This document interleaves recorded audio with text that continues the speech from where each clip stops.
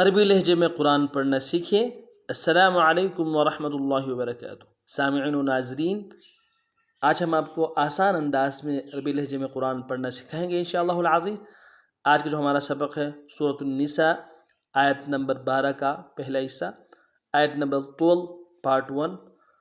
اعوذ باللہ من الشیطان الرجیم، بسم اللہ الرحمن الرحیم۔ وَلَكُمْ نِصْفُ مَا تَرَكَ أَزْوَاجُكُمْ إِن لَّمْ يَكُن لَّهُنَّ وَلَدٌ فَإِن كَانَ لَهُنَّ وَلَدٌ فَلَكُمُ الرُّبُعُ مِمَّا تَرَكْنَ من بعد وصية يوصين بها أو دين، ولهن الربع مما تركتم إن لم يكن لكم ولد۔ اب تفصیل میں پڑھتے ہیں، توجہ سے سن لیجیے گا۔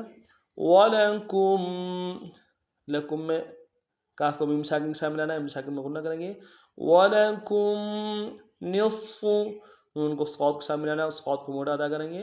نِصْفُ مَا تَرَكَ، میم کے ساتھ الف مدہ ہے، ایک اقدار میں کھینچیں گے اور را کو موٹا ادا کریں گے۔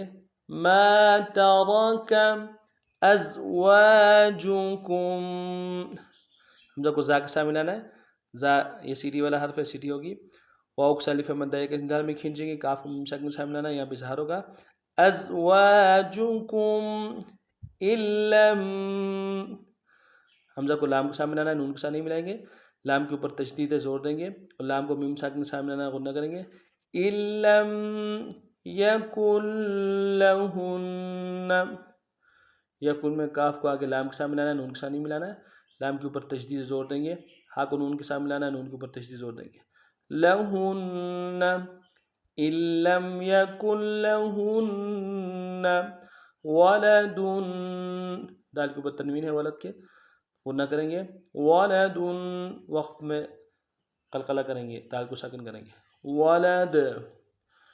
وَلَكُمْ نِصْفُ مَا تَرَكَ أَزْوَاجُكُمْ إِن لَّمْ يَكُن لَّهُنَّ وَلَدٌ فَإِن كَانَ، فَإِن میں حمزہ کو نون ساکن کے سامنے لانا ہے، نون ساکن میں غنہ کریں گے، کاف کے ساتھ الف مدہ ایک اقدار میں کھینچیں گے۔ فَإِن كَانَ لَهُنَّ، لہن میں ہا کو نون کے سامنے لانا، نون کے اوپر تشدید زور دیں گے۔ لہن ولد، دال کے اوپر تنوین غنہ کریں گے ولد میں۔ ولد فَلَكُمُ الرُّبُعُ، فَلَكُمُ، کمر میں میم کو را کے سامنے لانا ہے، را کے اوپر تشدید زور دیں گے۔ ربع، اور را کو موٹا ادا کریں گے۔ فَلَكُمُ الرُّبُعُ، عین کو گہرے سے ادا کریں گے۔ مِمَّا تَرَكْنَا، میم کو اگلے میم کے سامنے لانا ہے، میم کے اوپر تشدید زور دیں گے، اگلے میم کے ساتھ الف مدہ ایک اقدار میں کھینچیں گے۔ مِمَّا تَرَكْنَا، را کو موٹا ادا کریں گے، کاف کے سامنے لانا ہے، کاف کو باریک ادا کریں گے۔ تَرَكْنَا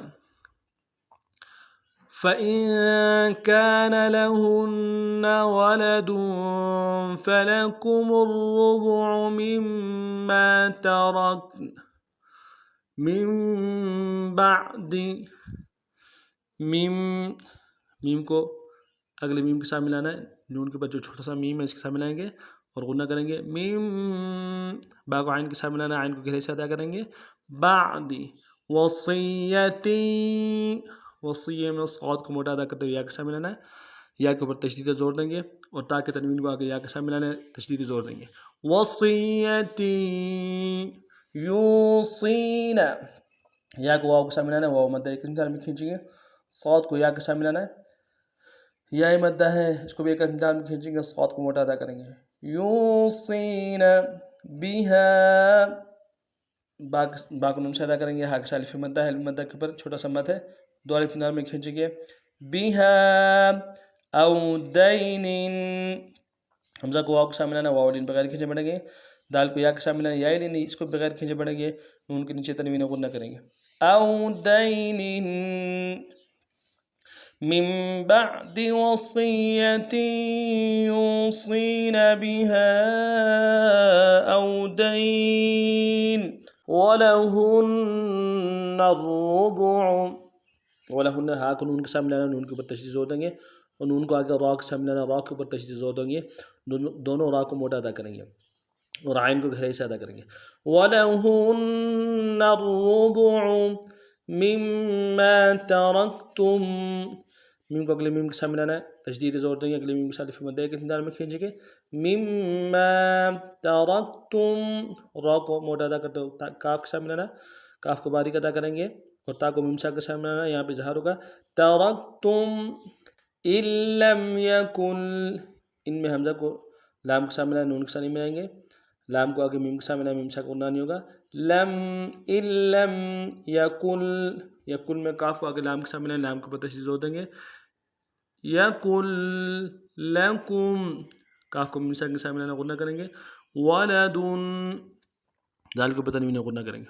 ولدن ان لم یکن لکم ولد وَلَهُنَّ الرُّبُعُ مِمَّا تَرَكْتُمْ إِن لَّمْ يَكُن لَّكُمْ وَلَدٌ. آج کا ہمارا سبق اتنا ہی تھا، نئے سبق میں نئے انداز سے پھر آپ نازل ہوں گے. تب تک کے لیے السلام علیکم ورحمۃ اللہ وبرکاتہ.